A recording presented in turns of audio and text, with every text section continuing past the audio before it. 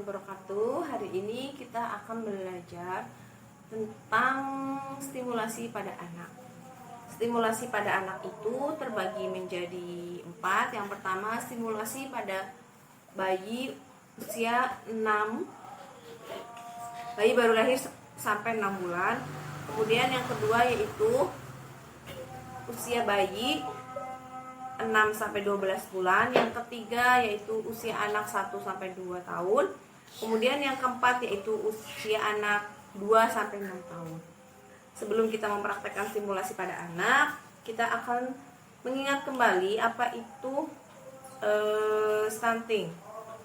Stunting yaitu kondisi gagal tumbuh pada anak berusia di bawah 5 tahun akibat kekurangan gizi kronis dan infeksi berulang, terutama pada periode 1000 hari pertama kelahiran atau yang biasa kita kenal dengan 1000 HPK. Periode 1000 HPK itu dimulai dari janin sampai anak berusia 24 bulan atau 2 tahun. Stunting ini disebabkan oleh beberapa hal. Ada 2, yaitu penyebabnya langsung dan tidak langsung. Penyebab langsung itu biasanya karena anak kurang gizi, anak tidak imunisasi, ataupun penyakit yang berulang.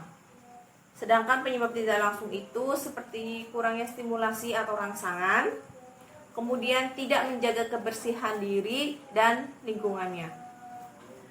Nah, selain kita belajar tentang penyebabnya, kita akan belajar tentang dampak dari stunting itu sendiri. Dampaknya, pertumbuhan anak akan terhambat di mana tinggi dan berat badannya tidak sesuai atau di bawah angka rata-rata pertumbuhan anak seusianya. Jadi anaknya pendek, tingginya kurang dengan anak-anak seusianya.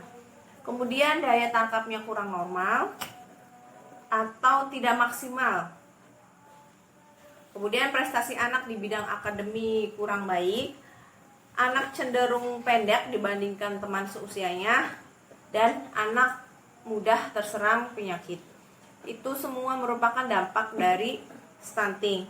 Nah, untuk menangani anak yang stunting atau untuk mencegah anak terkena stunting, ada beberapa. Yang pertama itu memperhatikan gizi anak dalam 1000 hari pertama kehidupan atau yang biasa tadi disebut dengan 1000 HPK ya, dimulai sejak masa kehamilan hingga anak usia 2 tahun.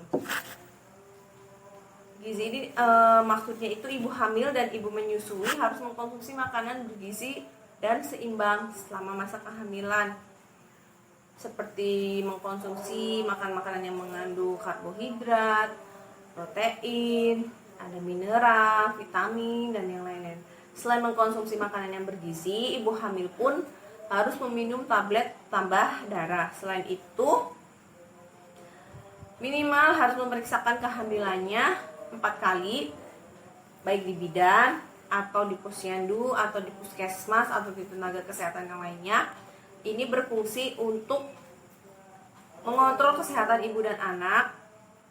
Kemudian, ibu hamil, bayi baru lahir sampai usia 6 tahun harus dipantau pertumbuhan dan perkembangannya di layanan posyandu setiap bulan. Jadi, setiap bulan itu ada posyandu, dan kita yang punya anak balita itu harus rajin ke posyandu, atau ibu hamil pun harus rajin memeriksakan kehamilannya untuk melihat kondisi ibu dan janin yang dikandungnya. Selain tadi masalah gizi, yang kedua itu cuci tangan pakai sabun. Kita harus menerapkan cuci tangan pakai sabun di kehidupan sehari-hari kita. Cuci tangan dengan air yang mengalir sesuai protokol kesehatan, dan jangan lupa memakai sabun. Kemudian, membuang air besar di jamban sehat, tidak di kali atau di sungai, di kebun atau di tempat lain. Jadi buang air besar itu harus di jamban yang sehat. Kemudian lindungi anak dari penyakit yang berbahaya, yaitu dengan salah satunya dengan imunisasi yang tepat waktu. Kemudian pemberian stimulasi pada janin bayi dan bayi baru lahir sampai usia 6 tahun. Mengakses layanan masyarakat dan informasi yang tepat jika terdapat anak yang stunting. Keluarga dan masyarakat juga harus melakukan beberapa hal. Jadi kalau misalkan ada anak stunting di lingkungan sekitar kita, apa sih yang harus kita lakukan sebagai masyarakat sekitar atau lingkungan sekitar, yaitu menginformasikan kepada SDM Kesos atau petugas layanan kesehatan yang lainnya kalau misalkan ada anak stunting di sekitar lingkungan kita. Kemudian memberikan gizi dan nutrisi yang baik kepada anak-anak kita, dan tadi memberikan stimulasi kepada anak ya, dimulai dari bayi baru lahir sampai anak usia kita 2 tahun. Kemudian tidak memberikan pelabelan atau mengolok-olok anak yang terkena stunting, dikatain anak pendek atau dan lain sebagainya. Jadi kita sebagai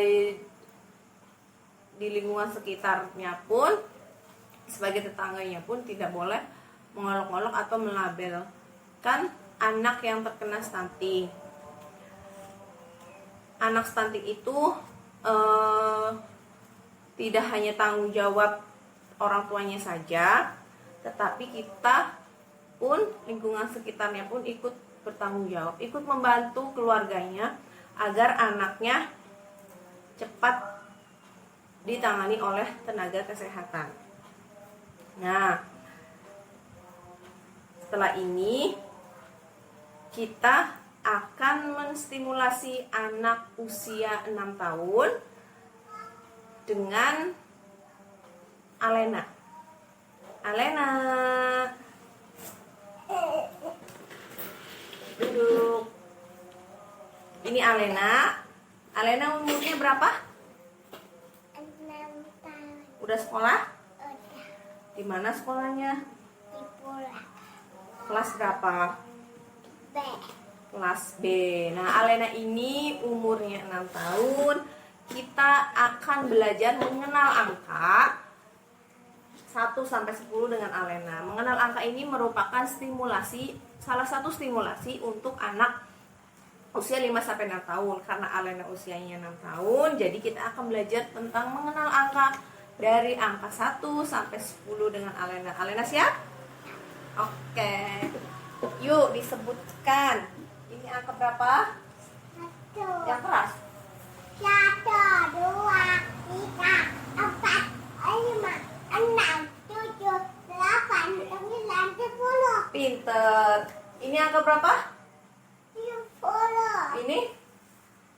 5, Ini? 3, Ini? 7, Ini? 8, Ini. 1. Hebat. Nah, itu contoh menstimulasi anak yang usia 6 tahun dengan menyebut angka-angka 1 sampai 10. Itu hanya salah satu contohnya. Nah, ada contoh lain untuk stimulasi anak yang usia 5 sampai 6 tahun. Yang pertama, selain tadi mengenal angka, mengenal nama hari, kemudian atau nama-nama dari benda tersebut. Dan selain mengenal nama, kita juga mengenalkan fungsi dari benda-benda tersebut, seperti gelas. Fungsinya untuk apa kalau gelas? Untuk minum. Nah, seperti itu. Atau membacakan buku, kemudian kita tanya jawab dan bercerita. Selain itu, menonton TV didampingi orang tua maksimal 1 jam. Selain itu juga kita bisa menyanyi, stimulasi dengan menyanyi. Kemudian cuci tangan, cebok, berpakaian, merapikan makanan. Lalu makan dengan sendok, garpu, atau main masak-masakan. Selanjutnya stimulasi menggunting, menempel, menjahit, menyusun balok, memasang puzzle, menggambar, mewarna, menulis nama. Kemudian mengingat, menghafal, mengerti aturan, urutan, membandingkan besar, kecil, banyak, sedikit, menghitung konsep 1 dan setengah, Nah, itu merupakan contoh-contoh dari simulasi ya, ibu-ibu. Terima kasih, sampai ketemu lagi. Assalamualaikum warahmatullahi